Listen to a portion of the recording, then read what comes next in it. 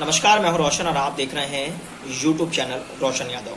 फिर से आप सभी के बीच हाजिर हूं यूपी में कोरोना की अपडेट के साथ। उत्तर प्रदेश में कितने नए केस आए हैं और उत्तर प्रदेश में पिछले 24 घंटे के अंदर कितनी मौतें हुई हैं, पिछले 24 घंटे में क्या आंकड़े आए हैं।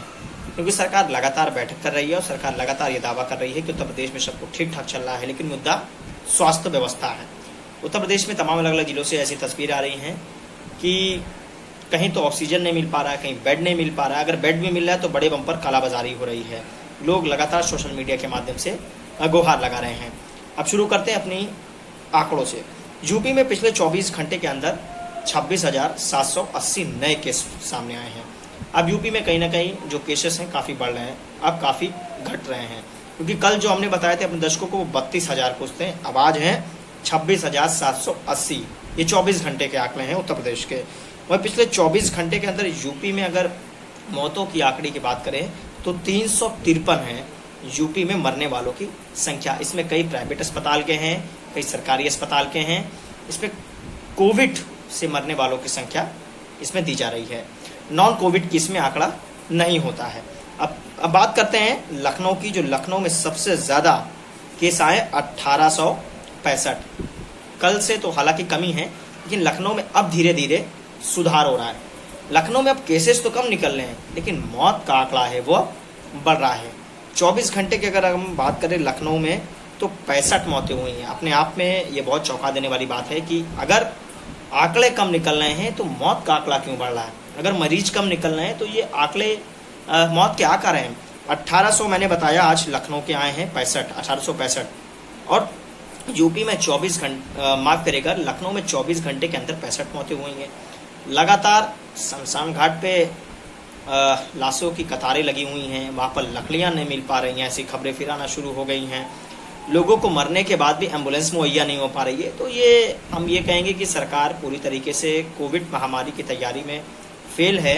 सरकार भले ही ये लाख दावा कर रही हो कि सारी व्यवस्थाएं हमने उपलब्ध करा रही हैं, लेकिन धरातल पर अगर आप जाइए तो कुछ नहीं है। केवल कागजी कागजात पर ही हैं कि वहाँ पर इतनी सुविधाएं हैं, वहाँ पर इतने बेड हैं, इतने आइसोलेशन हैं और इतने वहाँ पर वेंटिलेटर हैं, लेकिन वो किसी को मिल नहीं पा रहे हैं।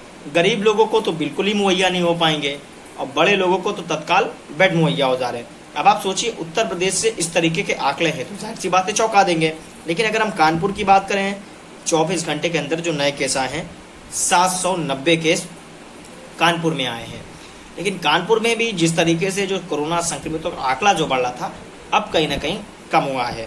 लेकिन कानीपुर में 24 घंटे के अंदर जो मौत हुई है वो हुई है 49, यानी एक कम 50। ये भी अपने आप में चौंका देने वाली बात है।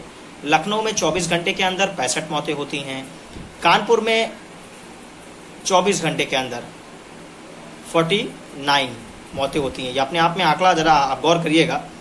और गौतम बुद्ध नगर में 1227 नए केस आए, ये भी अपने आप में बड़ी बात है। लेकिन वहीं अगर बात करें तो गौतम बुद्ध नगर में जो मौतों का आंकड़ा है वो काफ़ी कम है। ये बहुत ही अच्छी बात है हमारे लिए कि 13 मौतें हुई हैं गौतम बुद्ध नगर में। ठीक है, अच्छी बात है भाई। आंकड़ा जितना कम हो उतना ही हम भी चेहरे पर हमारे मुस्कुराहट आएगी, हमारे देश पर मुस्कुराहट आएगी। हम भी यही चाहते हैं कि जल्द से जल्द हम कोरोना से मुक्त हों पूरा देश, और हम इस कोरोना जैसी महामारी से लड़ सकें। लेकिन लड़ेंगे कैसे, ये भी बहुत बड़ा सवाल है। क्योंकि आपने देखा राजधानी लखनऊ की सड़कों पर मैंने आज देखा कि आवाजाही जारी है। सरकार ने लॉकडाउन बढ़ा रखा है, उसके बावजूद लोग उसका पालन नहीं कर रहे हैं। हम खुद ही अगर लापरवाही करेंगे तो हम उस कोरोना की मौत के मुँह में जा रहे हैं। तो आप उससे भी बचिए, आप अपने आप को सुरक्षित रखिए, सैनिटाइजेशन का उपयोग करिए घर में। अगर आप घर में रूम में अकेले हैं तो ठीक है, आप नहीं मास्क लगाइए। जैसे मैं अभी भाई रूम में अकेला हूँ, मेरे साथ कोई नहीं है तो मैंने मास्क नहीं लगा रखा। यदि अगर कोई आता है तो मैं पहले उसको सैनिटाइज करता हूँ, जब मैं चेहरे पर मास्क लगाता हूँ उसके बाद। और घर से बाहर अगर हम निकलते हैं तो आपको चेहरे पर मास्क लगाना बेहद ज़रूरी है। इसलिए आप लापरवाही ना करें।